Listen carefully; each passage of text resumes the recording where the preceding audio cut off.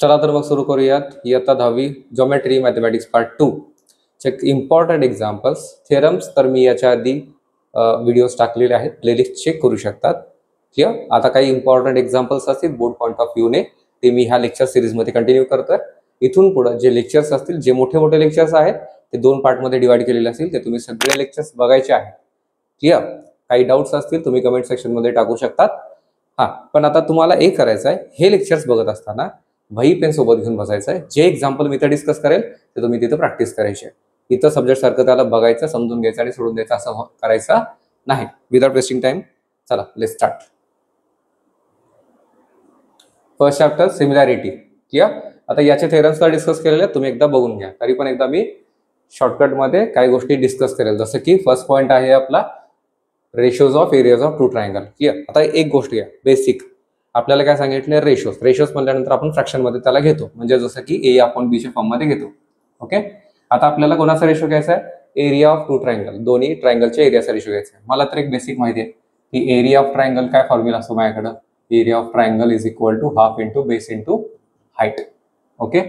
Half into base into height. पण मला काय पाहिजे की जर 2 कंडिशन्स मी फॉलो केल्या, की जर माझ्याकडं बेस आणि हाईट ह्या 2 टर्म्स कन्सिडर करतोय, बरोबर. असं पण असू शकतं की जर मी 2 ट्रायंगल कन्सिडर करतोय, त्या दोन्ही ट्रायंगलमध्ये एकतर माझी हाईट सेम असू शकते, बरोबर, आणि दुसरं एकतर माझे काय असेल, बेस सेम असू शकतात. मग दोन्ही कंडिशनमध्ये काय येणार आहे आपल्याला सिच्युएशनमध्ये, ठीक आहे, बघून घ्या.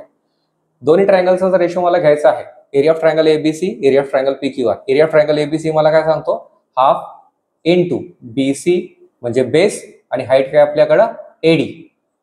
एडी आपण काय कन्सिडर करतोय, एच. ओके. पुढं हाफ इंटू या ट्रायंगलचा बेस क्यूआर आणि हाईट काय आपल्याकडं पीएस. आपण काय कन्सिडर करतोय, इफ दोन्ही ट्रायंगलची हाईट जर सेम असेल, मग हाईट सेम असेल म्हणजे एडी आणि पीएस हे दोघं जर माझे सेम असतील, याचा अर्थ half into B C into H, half into Q R into H. मग सिमिलर टर्म्स गेट कॅन्सल. तर मला काय राहील, फक्त दोघांच्या बेसचा ratio, that is B C upon Q R. Okay. याचा अर्थ काय की जर तुमच्याकडं ratio of areas of two triangle तुम्हाला पाहिजे असेल आणि जर तुमच्याकडं हाईट इक्वल असेल, तर आपल्याला रेशो कोणाचा मिळणार आहे, त्याच्या बेसचा. सिमिलरली आपल्याला रेशो कोणाचा मिळेल, जर तुमच्याकडं त्या दोन्ही ट्रायंगलचा बेस सेम असेल, जसं की ए बी दोघांमध्ये सेम आहे. कोणत्या ट्रायंगलमध्ये, ट्रायंगल ए बी सी आणि दुसरा ट्रायंगल आहे आपल्याकडं एपीबी, बरोबर. एबीसी आणि एपीबी ह्या दोन्ही ट्रायंगल मध्ये माझा एबी काय आहे, सेम आहे, बरोबर ना. एबी सेम आहे, हाईट डिफरंट आहे. माझी एबीसी ची हाईट काय आहे, H1. एपीबी ची हाईट काय आहे माझ्याकडे, H2. क्लिअर. मग माझ्याकडे बेस कॅन्सल होऊन जाईल आणि रेशो कोणाचा मिळेल, हाईटचा रेशो मिळेल. ओके. हा एवढंच बेसिक आहे, लक्षात एवढंच ठेवायचं की जर माझ्याकडं बेस इक्वल आहे तर हाईटचा रेशो मिळेल आणि हाईट इक्वल आहे तर बेसचा रेशो मिळेल. क्लिअर. चला, ह्याचा थेरम मी डिस्कस केलेला आहे. थेरम तुम्ही प्लेलिस्ट मध्ये एकदा चेक करू शकता. Example, first exercise. एक्झाम्पल मध्ये काय सांगितलेलं आहे, पहिल्यांदा क्वेश्चनची डिमांड समजून घ्यायची की आपल्याला करायचं आहे काय. ओके. Let's see. सांगेल base of triangle is 9, height is 5. Base of another triangle is 10 and height is 6. Find the ratio of areas of this triangle. आपल्याला 2 ट्रायंगल दिलेले आहेत, बरोबर. 2 ट्रायंगल आहेत. क्लिअर. आता दोन्ही ट्रायंगल मध्ये आपल्याकडे हाईट पण आहे, बेस पण आहे. समजा की हा फर्स्ट ट्रायंगल आहे, हा अनदर ट्रायंगल आहे, बरोबर. 2 ट्रायंगल दिले त्यांनी. एक मला काय म्हणलेलं की base of triangle and base of another triangle. मला माहित ना की अनदर ट्रायंगल कोण आहे. तर आपण काय करणार सुरुवातीला, let the base and height and area of the first triangle be B1, H1 and A1. B base, H height, A area. Let the base, height and area of the second triangle, that is another triangle, B2, H2, A2 respectively. Okay. By the आपण जे आता बघितलं होतं ना just की काय ratio of areas of two triangles कसं लिहितो आपण, दोघांचा फ्रॅक्शन मध्ये. क्लिअर. मग त्यानुसार दोघांच्या एरियाचा रेशो जसं की A1 upon A2 is equal to हाफला हाफ गेट कॅन्सल होतो, B1 multiply H1 base into height, B2 multiply H2 that is base into height. आता आपल्याला A1 upon A2 find out करायचं आहे. B1 आपल्याकडे किती आहे गिवन मध्ये? फर्स्ट ट्रायंगलचा बेस 9 आहे, सेकंड ट्रायंगलचा बेस आपल्याकडे 10 आहे. Okay, let's see. B1 H1 first ट्रायंगलचा बेस 9, हाईट 5, 9 into 5.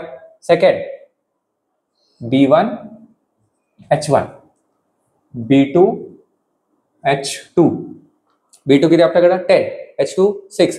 सो 9 5 जा 45, 10 6 जा 60 आणि ह्याला कॅल्क्युलेट केल्यानंतर 15 3 जा 45, 15 4 जा 60. तर आपल्याला रेशो काय मिळेल दोघांचा? A1/A2 = 3/4. सोपं आहे. ओके, बघून एकदा स्क्रीनशॉट घेऊ शकता तुम्ही. सेकंड एक्झाम्पल मध्ये काय सांगितलंय मी अजूनही सांगतो. क्वेश्चनची डिमांड पहिला समजून घ्या, मग तुम्हाला क्वेश्चन ऑटोमॅटिकली सॉल्व्ह करता येईल इफ तुमचे कन्सेप्ट क्लिअर असतील. ठीक आहे. इन द एडजॉइनिंग फिगर काय दिले आपल्याला? BC is perpendicular AB. या फिगर मध्ये आपल्याला काय सांगितलंय? BC is perpendicular to AB. याचा अर्थ ही हाईट असेल आणि हा बेस असेल आपला. पुढे काय सांगितलेलं आहे? BC is equal to 4. मग हाईट किती आपल्याकडे? 4 आहे. AD is equal to 8. AD किती आपल्याकडे? AD is perpendicular to AB. म्हणजे AD पण आपल्याकडे काय आहे? हाईट आहे, जी किती दिली आपल्याला? 8 दिलेली आहे. याचा अर्थ आपल्याला फाइंड आउट करायचा असणार की ह्या दोघांच्या ट्रायंगलचा एरियाचा रेशो. समजतंय? आता एक लक्षात घ्या, याला जर आपण बघितलं की हा एक ट्रायंगल आहे आणि हा एक ट्रायंगल आहे, दोघांचा बेस सेम आहे का? मग कोणती कंडिशन? आपण जे दोन्ही कंडिशन मध्ये बघितलं होतं की जर दोघांचा बेस सेम असेल तर रेशो कोणाचा? हाईटचा. क्लिअर? आणि जर हाईट सेम असेल तर बेसचा. पण सध्या कोण आहे? बेस सेम आहे, दोघांच्या हाईटचा रेशो घ्यावा लागेल. करेक्ट? लिहिण्याची पद्धत कशी? बघा, सोल्युशन मध्ये ट्रायंगल ABC आणि ट्रायंगल ADB माझे दोन ट्रायंगल आहेत. ABC आणि ABD हे दोन ट्रायंगल आहेत. या दोघांमध्ये बेस माझा सेम आहे AB. क्लिअर? मग रेशो कोणाचा? हाईटचा रेशो. पहिल्याची हाईट काय आपल्याकडे? Triangle area of triangle ABC आपण एरिया ऑफ ट्रायंगल ADB मध्ये ABC ची हाईट काय आहे आपल्याकडे? BC. ओके, आणि ABD मध्ये किंवा ADB मध्ये आपल्याकडे हाईट काय आहे? AD. तर दोघांचा रेशो काय मिळेल आपल्याला? 4/8. 4 1 जा 4, 4 2 जा 8. आपल्याला काय रेशो मिळेल? 1/2. रिझन काय असणार आपल्याला? Six triangles having equal bases. Okay okay, I hope that is clear. Next example. क्वेश्चनची डिमांड मी अगेन रिपीट करतोय. क्वेश्चनची डिमांड समजून घ्यायची आहे. In the adjoining figure segment PS आपल्याला काय दिलंय? Perpendicular to RQ. हा जो PS आहे या RQ ला परपेंडिक्युलर आहे, म्हणजे ही हाईट दिलेली आहे आणि हा बेस दिलेला आहे. क्लिअर? RQ किती दिले आपल्याकडे? RQ दिलंय 6. क्लिअर आहे का? त्याच्यानंतर PS आपल्याकडे किती दिलंय? 6 दिलेलं आहे. क्लिअर? त्याच्यानंतर PR आपल्याकडे किती दिलेलं आहे? PR आपल्याकडे आहे 12. आता एक लक्षात घ्या, TQ पण आपल्याकडे ना, QT is perpendicular to PR. QT is perpendicular to PR. याचा अर्थ QT आपल्याकडे हाईट असेल ना, हाईट असेल, आणि हा जो PR असेल तो आपल्याकडे काय असणार आहे? बेस असेल, बेस. क्लिअर?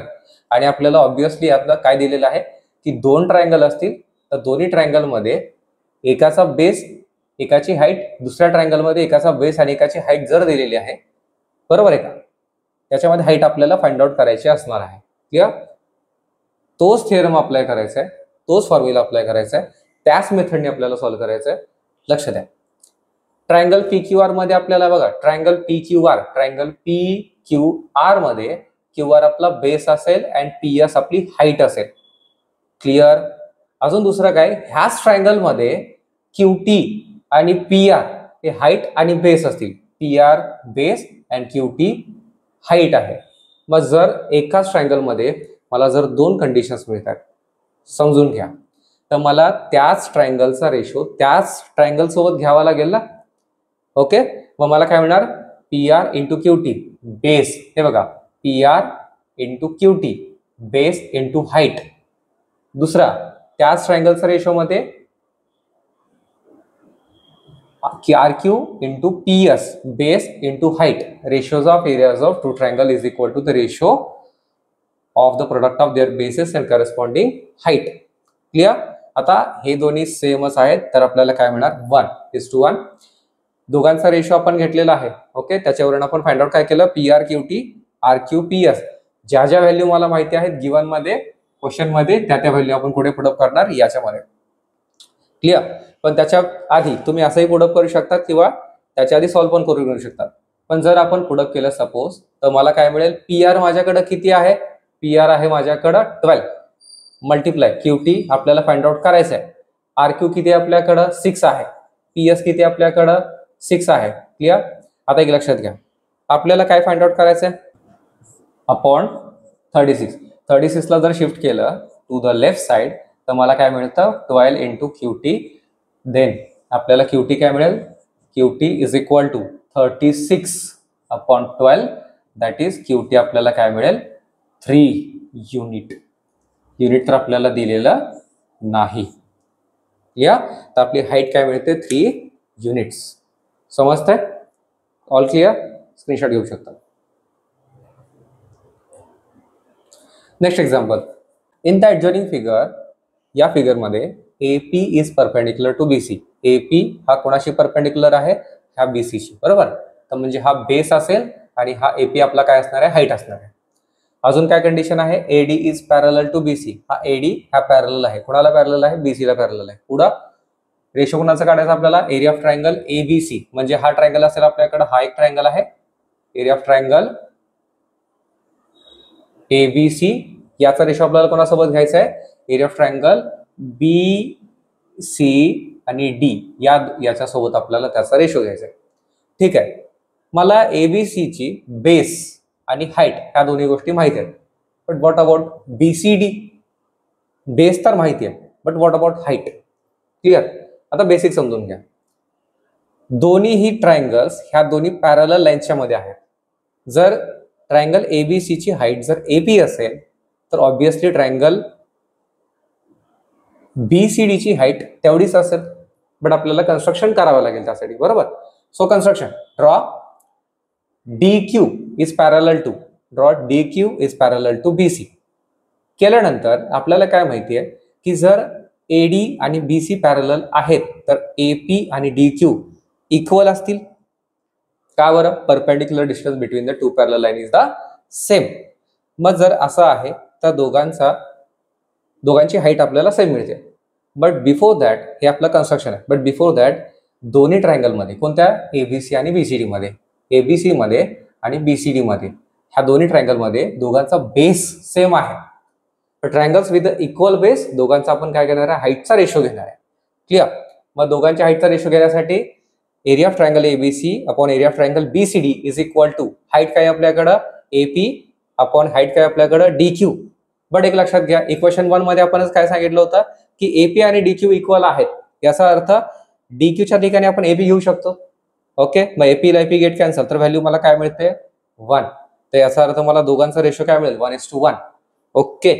एक्झाम्पल सोपे आहेत, फक्त तुमचे कन्सेप्ट क्लिअर पाहिजेत, जमून जाईल. Okay. Last example of this exercise.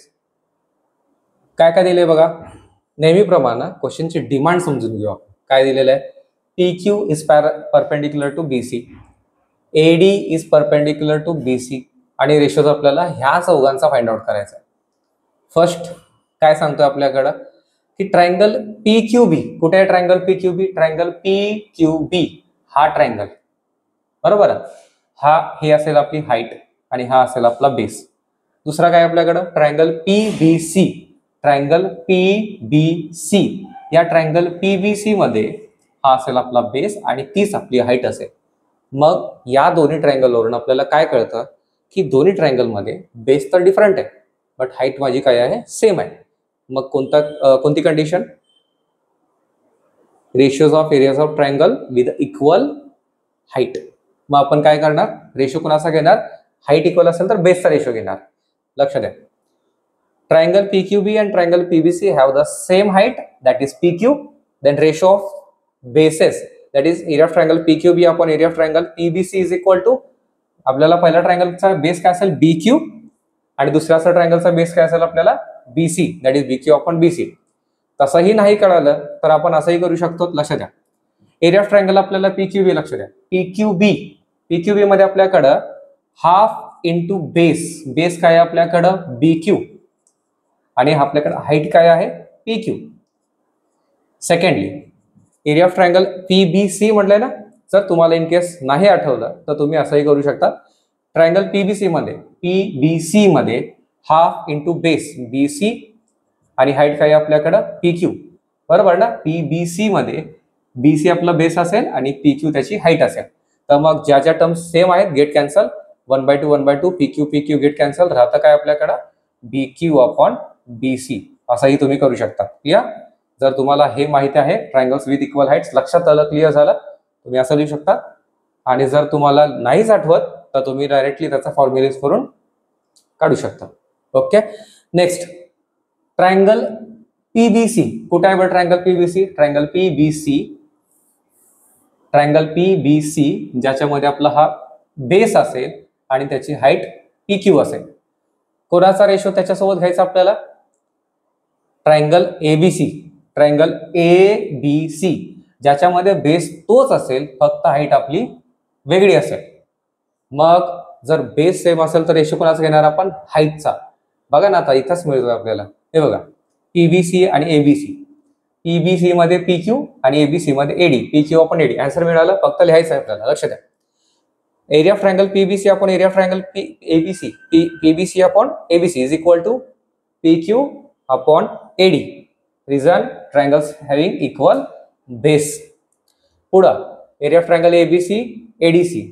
ABC कुठं आहे? ADC कुठं आहे? ABC मोठा ट्रायंगल आणि ADC आपला हा ADC ज्याच्यामध्ये हा बेस आणि हे हाईट. ओके. आणि ABC मध्ये हा मोठा बेस आणि तीच हाईट असेल. तर अगेन आय रिपीट, दोन्ही ट्रायंगलच्या एरियाचा रेशो घ्यायचा आहे. हाईट सेम आहे, रेशो कोणाचा? बेस. बघा फर्स्ट कोणता ट्रायंगल आहे? ABC आहे ना. ABC मध्ये कोण असेल? BC आणि ADC मध्ये कोण असेल? DC. मग BC अपॉन DC. बघू area of triangle ABC upon area of triangle ADC, BC upon DC. Reason काय असेल? Triangles having equal height. Last one area of triangle ADC. कुठं आहे area of triangle ADC? ADC आपला हा area of triangle ADC आणि triangle PQC कुठे आपल्याकडे? हा PQC. PQC मध्ये हा असेल आपला बेस, ADC मध्ये हा असेल आपला बेस. लक्षात घ्या, ADC मध्ये ही असेल आपली हाईट आणि PQC मध्ये हे असेल आपली हाईट. या दोघांच्या एरियाचा रेशो घेण्यासाठी आपल्याला काय करावं लागेल? Half into base into height, half into base into height, किंवा आपण फर्स्ट फॉर्म्युला सुद्धा घेऊ शकतो. Okay. Product of their corresponding heights and bases. पुढं एरिया ऑफ ट्रायंगल ADC मध्ये ADC height base into height DC into AD आणि PQC मध्ये base into height QC into PQ. Okay. Ratios of areas of two triangle is equal to the ratio of product of their bases and corresponding heights. या तर इथेच आपला practice set 1.1 clear झालेला आहे, संपलेला आहे. तर तुम्ही बघून घेऊ शकता, पॉज करून व्यवस्थित समजून घ्या, अगेन त्याला रिवाइंड करा. ओके. चला नेक्स्ट प्रॅक्टिस सेट लगेच.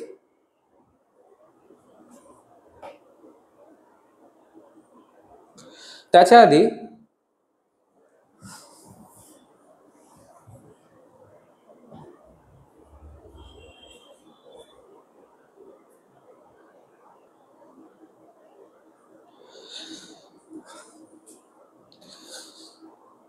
ठीक आहे,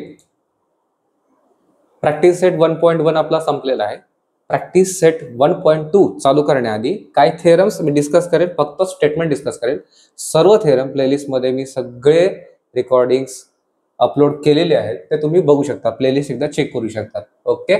तर फर्स्ट थेरम आहे आपला बेसिक प्रोपोर्शनॅलिटी थेरम. ह्याला तोंडपाठ करायचा आहे, खूप वेळा प्रॅक्टिस करा, तो अक्षरशः तुम्हाला तोंडपाठ असला पाहिजे. ओके. चला तर मग थेरमचं स्टेटमेंट काय सांगते आपल्याकडं?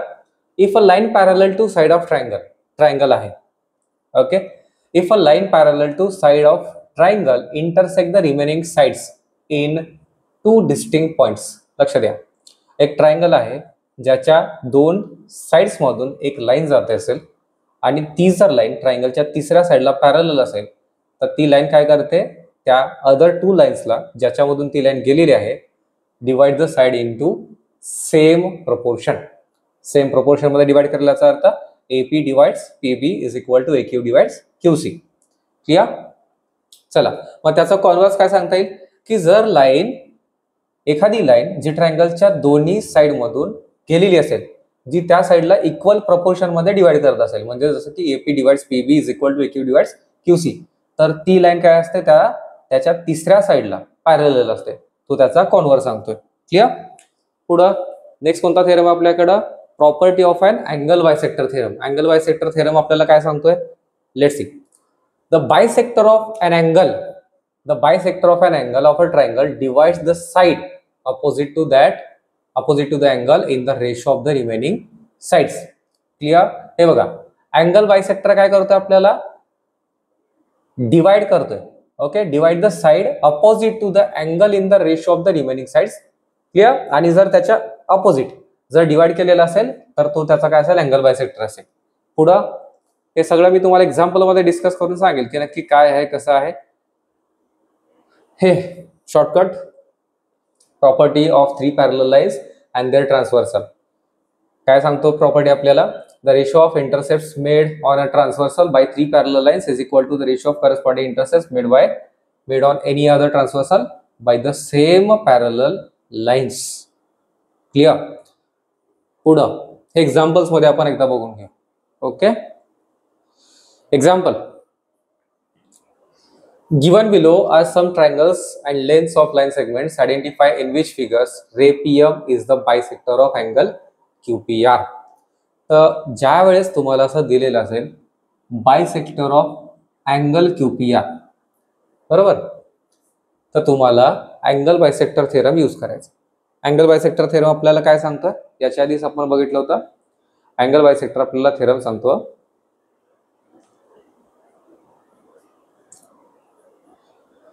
इफ इन ट्रायंगल एबीसी, म्हणजेच ह्या ट्रायंगल एबीसी मध्ये बीडी हा जर बायसेक्टर असेल, बायसेक्टर म्हणजेच काय, या अँगलला इक्वली डिवाइड करतोय तो. Okay, B D is a bisector of angle A B C, then that angle divides the sides AB divides BC, म्हणजेच AB divides BC is equal to AD divides DC. बघा ॲरो कसे घ्यायच्यात आपल्याला, म्हणजे आपल्याला हिंट म्हणून आपण घेऊ शकतो. कसं की जर BD हा ABCचा अँगल बायसेक्टर आहे तर आपल्याला त्याचा रेशो कसा घ्यायचा आहे बघा, लक्षात द्या. AB divides BC is equal to AD divides DC. Clear. हे बघा, AB divides BC is equal to AD divides DC. हे आपण हिंट म्हणून घेऊ शकतो. क्लिअर. तर या थेरमच्या मदतीनं एक्झाम्पल आपल्याला सॉल्व्ह करायचं. तर फर्स्ट एक्झाम्पल, ट्रायंगल दिलेला आहे ना, ज्याच्यामध्ये आपल्याला काय सांगायचं आहे की PM हा अँगल QPR चा बायसेक्टर आहे की नाही. PM हा QPR चा बायसेक्टर आहे की नाही. इकडे पण PM हा QPR चा बायसेक्टर, अगेन PM हा QPR चा बायसेक्टर आहे की नाही. मग आपल्याला काय करावं लागेल बघू, let's see. In triangle PQR, याच्यामध्ये आपण आताच डिस्कस केलं होतं QPR, ज्याच्यामध्ये आपल्याला रेशो कोणाचा घ्यायचा आहे, QP upon PR is equal to QM upon MR. Clear. QP upon PR is equal to QM upon MR. हा रेशो जर इक्वल आला असेल तर आपण काय म्हणू शकतो, PM is the bisector of that angle QPR. तर फर्स्ट ट्रायंगल मध्ये बघा, PQ आपल्याला काय मिळेल, QP अपॉन PR किंवा PQ अपॉन PR आपल्याला काय मिळेल, 7/3, फर्स्ट वन. दुसरा QM अपॉन MR 3.5 अपॉन 1.5.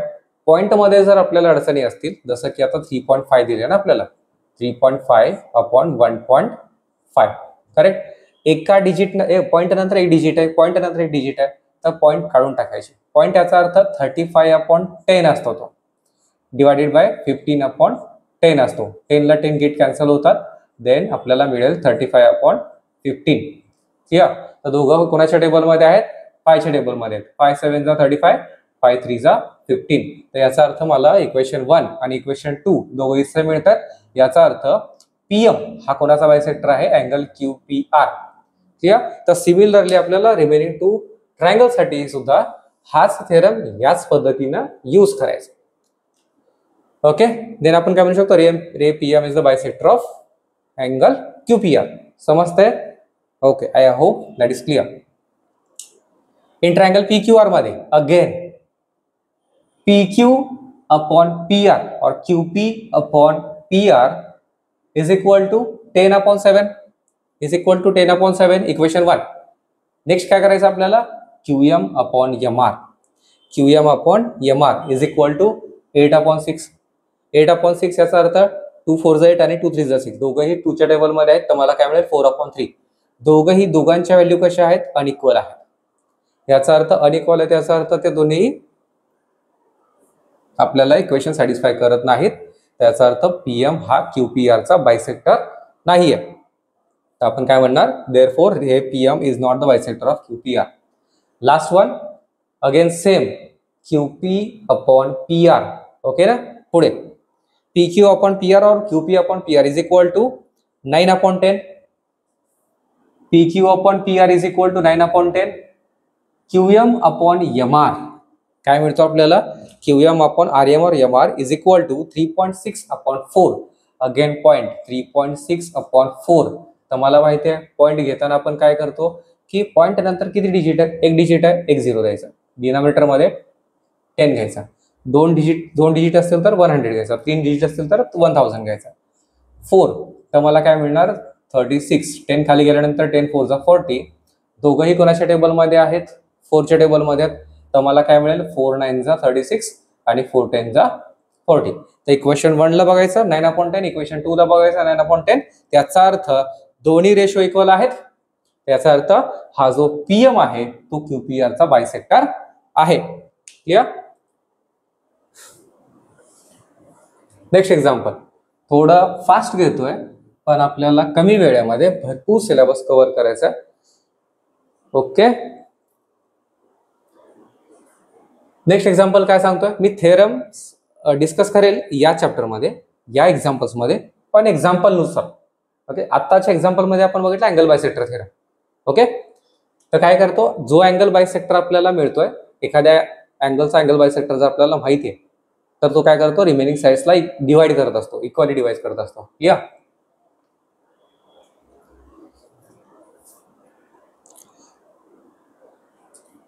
चला सेकंड क्वेश्चन मध्ये आपल्याला काय बघायचं आहे क्वेश्चनची डिमांड. इन ट्रायंगल PQR मध्ये आपल्याला PM किती दिलाय 15.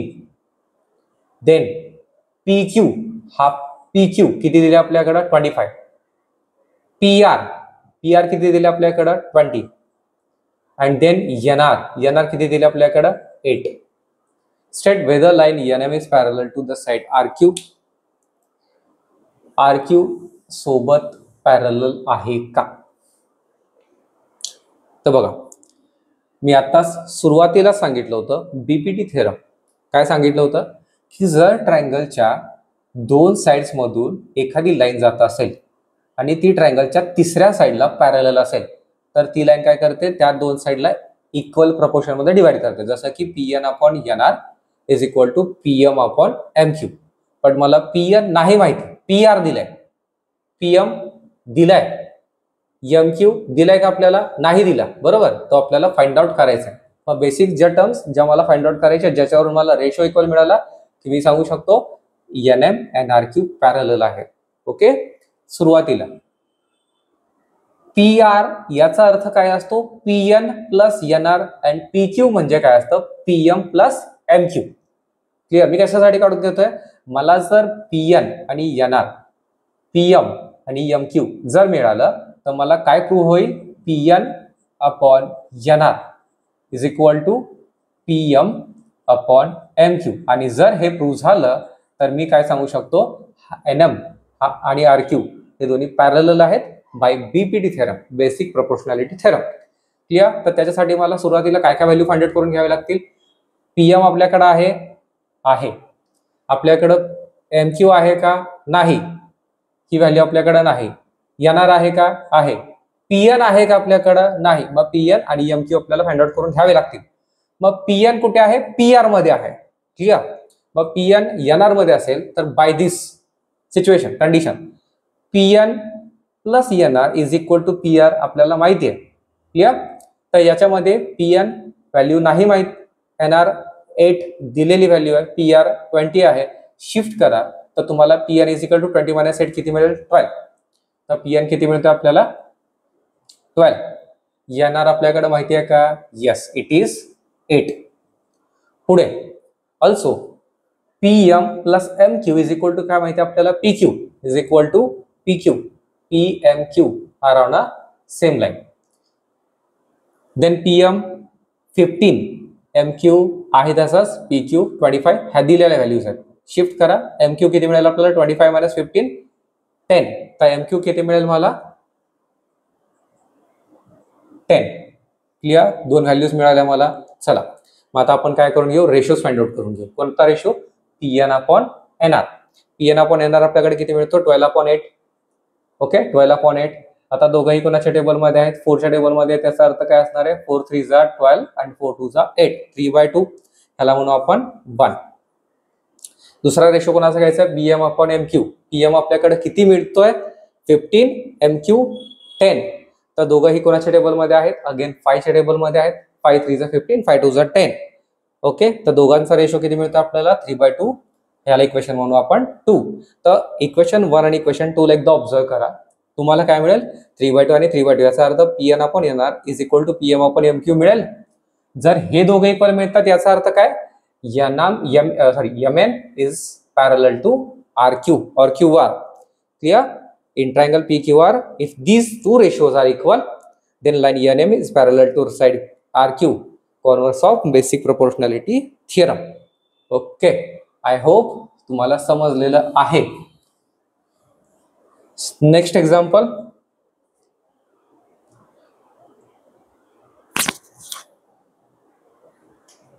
क्वेश्चनची डिमांड समजून घ्यायची, त्याच्याशिवाय आपल्याला क्वेश्चन नाही समजून घेणार. नाहीतर काही विद्यार्थी काय करतील? क्वेश्चनला सगळ्या आन्सरला पाठ करून घेतील. आता पाठ करून घ्या, पण हे नंतर तुम्ही काय कराल की हे स्टेप आठवते गायब, सुरुवातीचा शेवटचा आठवत आहे, सुरुवातीची लाईनच आठवत नाही. मग हे एवढं सगळं गोंधळ करून घेण्यापेक्षा सगळं व्यवस्थित समजून घ्या, क्वेश्चनची डिमांड ओळखून घ्या की करायचंय काय, तुम्हाला ऑटोमॅटिकली सगळं येत राहील. या ट्रायंगल एम एन पी मध्ये आपल्याला काय दिलेलं आहे की हा जो क्यू एन आहे की नाही, एन क्यू, हा बायसेक्टर आहे. कुणाचा? एम एन पीचा. मग जर असं आहे तर आपल्याला कोणता थेरम? पटकन सांगा. बायसेक्टर आहे तर मग अँगल बायसेक्टर थेरम आलं. पुढे एम एन दिले आपल्याला 5 दिलाय, पी एन दिले आपल्याला 7 दिलाय, एम क्यू दिले आपल्याला 2.5. ऑब्विसली काय काढायचं असेल? क्यूपी काढायचं असेल. बायसेक्टर थेरम तोच सांगतो ना आपल्याला की जर एम एन पीचा बायसेक्टर आपला क्यू एन आहे तर मग आपल्याला काय मिळतात? अदर साइड्स इक्वल रेशो मध्ये डिवाइड होतात. जसं की हे बघा, M N divides N P is equal to P Q divides Q M. बरोबर. तर मग त्याच्यावरून आपल्याला क्यूपी ची व्हॅल्यू इझिली मिळेल. Then find QP. ओके, पुढं in triangle M N P, या ट्रायंगल एम एन पी मध्ये एन क्यू काय आहे आपल्याकडं? अँगल बायसेक्टर आहे. Angle bisector of angle N. तर असं असेल then by the property of angle bisector theorem, angle bisector of triangle आपल्याला काय मिळतं? पीएम, सॉरी तुम्ही इथं प्रिंट मिस्टेक आहे, PN divides M N is equal to QP और पी क्यू डिवाइड्स क्यूएम और एम क्यू. तुम्हाला जसं लिहिता येईल तसं लिहू शकता तुम्ही. ओके, ज्याच्यामध्ये ज्या व्हॅल्यू माहिती आहेत आपल्याला, पीएन किती आपल्याकडं? 7. त्याच्यानंतर आपल्याकडे एम एन किती आहे? 5. क्यूपी आपल्याला माहित नाही, we don't know, that is we have to find. आणि एम एन आपल्याकडे किती आहे? 2.5. क्लिअर? शिफ्टिंग करायचं आहे फक्त. 2.5 ला लेफ्ट साइडला शिफ्ट करायचा. याचा अर्थ क्यूपी आपल्याला काय मिळेल? 2.5 इकडे शिफ्ट झाल्यानंतर 7/5 आहे तसाच 2.5 वरती. क्लिअर? याला सॉल्व्ह करण्यासाठी तुम्हाला जर हे सॉल्व्ह करायला अवघड जात आहे तर मी अजून एकदा सांगतो की पॉइंटला काय करायचं आपल्याला? कन्वर्ट करायचा. 5 into 10 मिळतं आपल्याला. बरोबर. 2.5 आहे ना, 25/10 केलं त्याला. तर 5 1 जा 5, 5 5 जा 25. तर मला मिळतं 7 into 5/10. तर 7 5 जा 35/10. एक 0 आहे खाली, एका डिजिट नंतर पॉइंट. क्यूपी किती मिळतं आपल्याला? 3.5 units.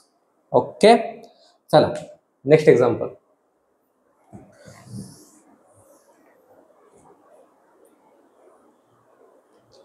Next, measures of angles in the figure are given, then prove that area of इथे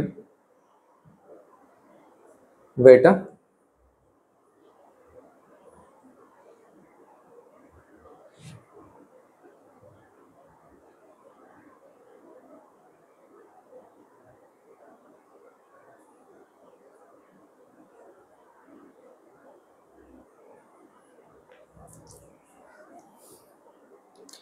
चला नेक्स्ट एक्झाम्पल मध्ये आपण काय बघणार, measures of some angles in the figure are given below. काय दिले आपल्याला, ह्या काही गोष्टी दिलेल्या आहेत. तर प्रूव्ह दॅट काय मध्ये एपी डिवाइड्स, इथं प्रिंटिंग मिस्टेक आहे, AP divides PB is equal to AQ divides QC. हे आपल्याला प्रूव्ह करायचं आहे. क्लिअर, ज्या ज्या गोष्टी गिवन आहेत त्या त्या गोष्टी आपण सुरुवातीला लिहून घेऊ. समजतंय काय काय आपल्याकडं, APQ आणि ABC ह्या दोन्ही काय आहेत, 60 डिग्रीचे आहेत, व्हॅल्यूज गिवन आहेत, तर दोन्ही equal values. APQ is equal to ABC 60 degree given. तर मला एक सांगा, अँगल APQ आणि अँगल ABC हे कॉन्ग्रुएंट असतील का? यस. पुढं मग आपण काय म्हणणार की जर अँगल कॉन्ग्रुएंट आहेत देन करस्पॉन्डिंग अँगल टेस्ट आपल्याला काय मिळेल, साइड PQ आणि साइड BC, साइड PQ आणि साइड BC हे दोन्ही काय मिळतील, पॅरलल मिळतील. क्लिअर, कोणती टेस्ट, करस्पॉन्डिंग अँगल टेस्ट. पुढं ट्रायंगल ABC मध्ये मला काय मिळतं की जर PQ आणि BC पॅरलल आहेत तर याचा अर्थ ते दोन्ही रेशोज इक्वली डिवाइड होतात. कोणते ratios, AP divides PB is equal to AQ divides QC by basic proportionality theorem. का बरं, कारण PQ हा ट्रायंगलच्या रिमेनिंग साइड्स मधून जरी PQ हा काय करतोय, ट्रायंगलच्या रिमेनिंग साइड्स मधून जातोय, ट्रायंगलच्या तिसऱ्या साइडला पॅरलल आहे आणि असं असेल तर ते काय करतो, त्याच्या साइडला इक्वल रेशो मध्ये डिवाइड करतो. क्लिअर, आय होप सगळं क्लिअर झालं असेल. तर नेक्स्ट एक्झाम्पल,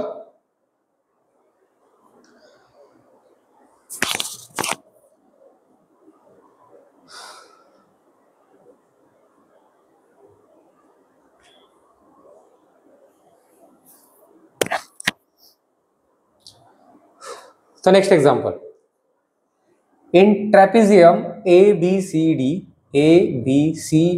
याच्यामध्ये AB हा PQ ला पॅरलल आहे, PQ is parallel to DC. Values कोणकोणते दिलेत, AP is equal to 15, PD is equal to 12, QC is equal to 14 and absolutely we have to find BQ, find out करायचं आहे. Property कोणती, property of 3 parallel lines AB, PQ आणि DC. जर 3 lines parallel असतील तर त्या lines काय करतात, त्याच्या दोन्ही साइड्सला म्हणजे त्या ट्रान्सव्हर्सलला रेशोज, इक्वल रेशोज मध्ये डिवाइड करतात. क्लिअर, जसं की AP divides PD is equal to BQ divides QC. Okay, मग गिवन मध्ये साइड AB, साइड PQ आणि साइड DS आर पॅरलल, जे दिलेलं आहे तेच लिहिलेलं आहे.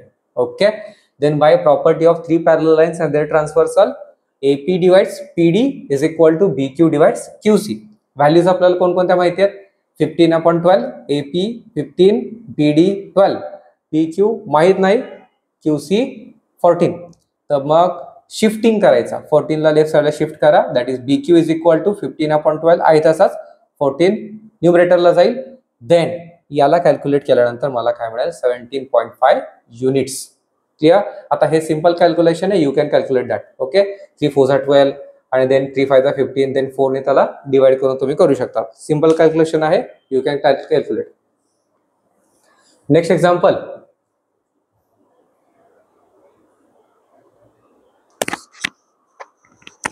in the adjoining figure, if AB, CD and EF are parallel, again property of 3 parallel line and their transversal, AB, CD आणि EF हे तिघ जण काय पॅरलल आहेत, 3 पॅरलल किंवा 2 पॅरलल साइड मधून एखादी लाईन जात असेल तर त्याला आपण ट्रान्सव्हर्सल म्हणतो. पण आपल्याकडे 2 ट्रान्सव्हर्सल आहेत, मग 2 ट्रान्सव्हर्सल मधून जर 3 पॅरलल लाईन जात असेल तर ते जे लाईन्स आहेत ट्रान्सव्हर्सल आहेत ते इक्वल रेशो मध्ये डिवाइड होतात. आपण ऑलरेडी डिस्कस केलेले आहे.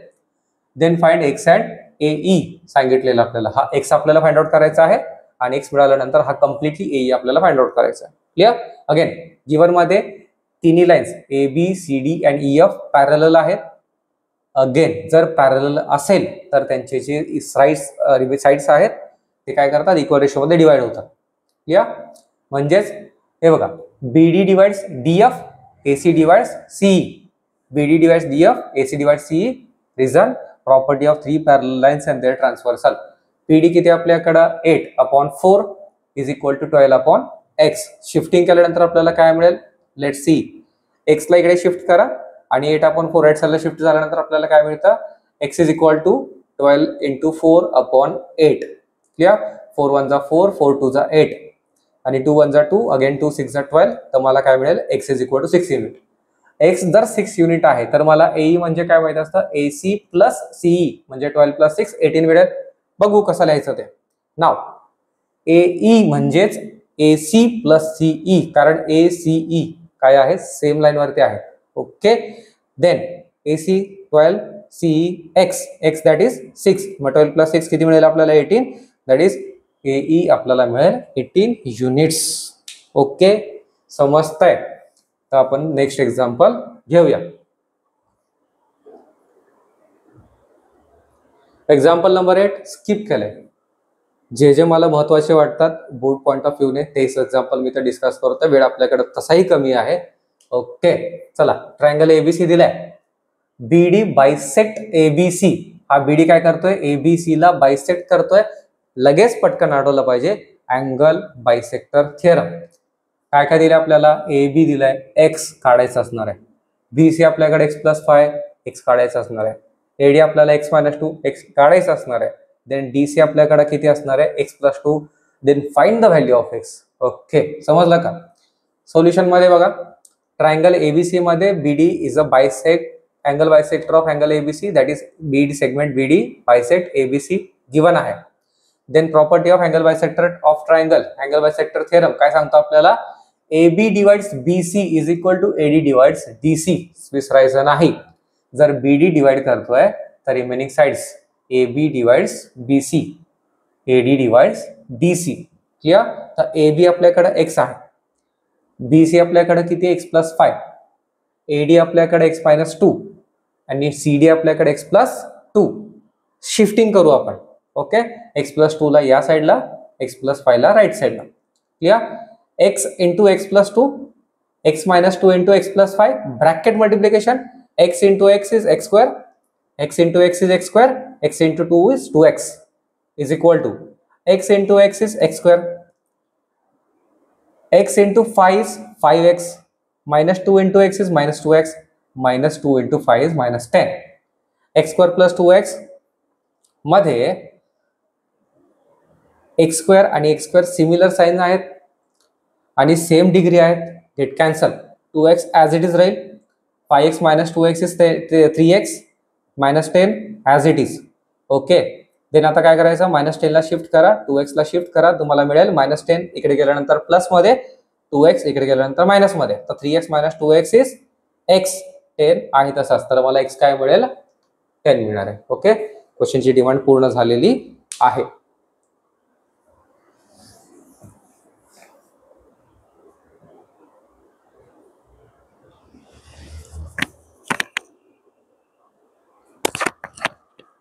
Next example, in the adjoining figure, x is any point in the interior of triangle आहे. PQR आणि DEF ह्या ट्रायंगलचा इंटिरियर पॉइंट आहे. Point x is joined to vertices of triangle segment PQ आणि DE. PQ आणि DE माझ्याकडे parallel आहेत. QR आणि EF parallel आहेत. Then fill in the blanks to prove that segment PR is parallel to DF.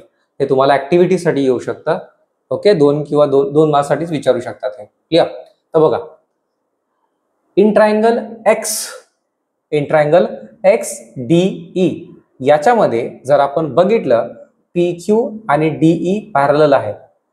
In triangle X DE ज्याच्यामध्ये PQ हा DE ला parallel आहे. याचा अर्थ ट्रायंगलच्या रिमेनिंग साइड्स मधून जर एखादी लाईन जात असेल जी ट्रायंगलच्या तिसऱ्या साइडला पॅरलल आहे, ती काय करते, त्या रिमेनिंग साइडला इक्वल रेशोमध्ये डिवाइड करते. याचा अर्थ कोणता थेरम, बीपीटी थेरम.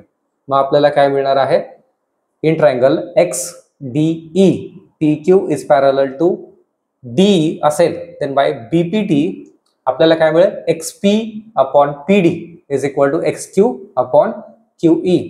ओके, याला इक्वेशन 1 म्हणतो. अजून सेकंड आपल्याकडे कोणता ट्रायंगल दिलेला आहे,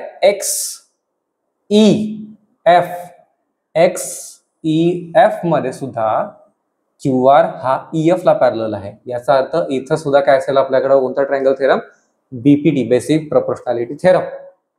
तर त्याच्यानुसार काय सांगतं, जर QR हा EF ला पॅरलल असेल तर रिमेनिंग काय होतात, रिमेनिंग साइड्स इक्वल रेशोमध्ये डिवाइड होतात. जसं की XQ upon QE is equal to XR upon RF. लक्ष द्या, इन ट्रायंगल XEF मध्ये QR is parallel to EF असेल, then by basic proportionality theorem XR upon RF is equal to XQ upon QE. याला equation 2 म्हणू. मग दोन्ही equation वरून आपल्याला काय मिळेल, XQ अपॉन QE हे जर इक्वल असतील तर त्यांचे LHS पण काय असतील, इक्वल असतील. याचा अर्थ XP upon PD is equal to XR upon RF. आणि जर हे दोघं इक्वल आहेत, याचा अर्थ XP upon PD is equal to XR upon RF, तर आपल्याला काय मिळणार आहे, PR आणि DF हे काय मिळतील, पॅरलल मिळतील. That is we have to prove, we want to prove. Okay, and we prove.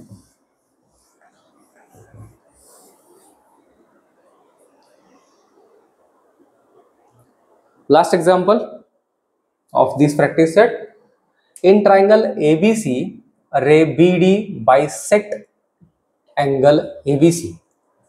ABC ला काय केलेलं आहे, BD बायसेक्ट केलेला आहे. तर कोणता थेरम, अँगल बायसेक्टर थेरम. ज्या वेळेस तुम्हाला बायसेक्टर आला की लक्षात ठेवायचा अँगल बायसेक्टर थेरम आहे. And CE bisect ACB. CE हा काय करतोय, ACB ला बायसेक्ट करतोय. देन आपल्याला काय प्रूव्ह करायचं आहे, अजून आपल्याला काय दिलेलं आहे, सेगमेंट AB आणि AC पॅरलल इक्वल आहेत. देन प्रूव्ह करायचं आहे ED आणि BC पॅरलल आहेत. ED आणि BC पॅरलल आहे. लेट्स सी, ट्रायंगल ABC आहे आपल्याकडे, ज्याच्यामध्ये हा BD ABC चा बायसेक्टर आहे.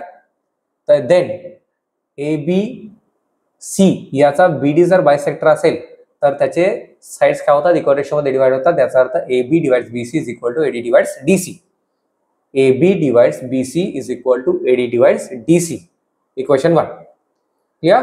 आता दुसरा, अँगल ACB चा बायसेक्टर कोण आहे आपला, CE. In triangle ABC angle CE और ray CE bisect ACB, that is CE is a bisector, angle bisector. Clear. असं असेल तर AC divide CB is equal to AE divides EB. तर काय मिळतं बघा, AC डिवाइड्स CB और BC is equal to AE divides EB और BE. Clear. Property of angle bisector of triangle, equation 2.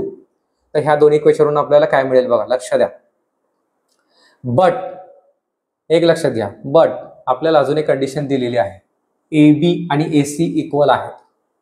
जर AB आणि AC इक्वल आहेत, equation 3 आपण जर त्याला दिलं तर मला फ्रॉम इक्वेशन 2 अँड 3 काय मिळेल, या दोन्ही इक्वेशन वरून AB अपॉन BC